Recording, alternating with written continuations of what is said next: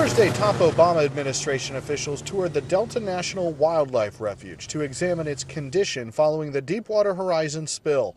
On board, Secretary of Interior Ken Salazar, EPA Administrator Lisa Jackson, and NOAA Administrator Jane Lubchenco. This is one of the many very special places along the Gulf Coast, one that has been at risk because of the oil spill and one that we need to pay special attention to.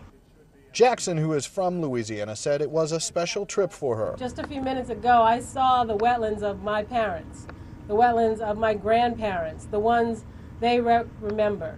And those wetlands, those marshes are a part of every Louisianian. It's part of who we are. It's part of our music. It's the way we speak. It's in our gumbo. It's in the way we cook. It is our culture. According to Salazar, there is not significant damage to the marshes here. In fact, much of the refuge has been closed to the public since April and is scheduled to reopen next week.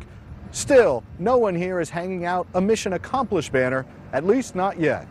Sometime in the next 10 to 15 days or so, this well will be pronounced dead, dead, dead, dead.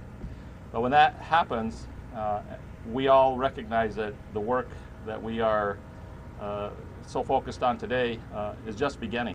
Work that includes developing a plan for cleaning up the remaining oil and monitoring its effects on the ecosystem here. Rich Matthews, The Associated Press, Venice, Louisiana.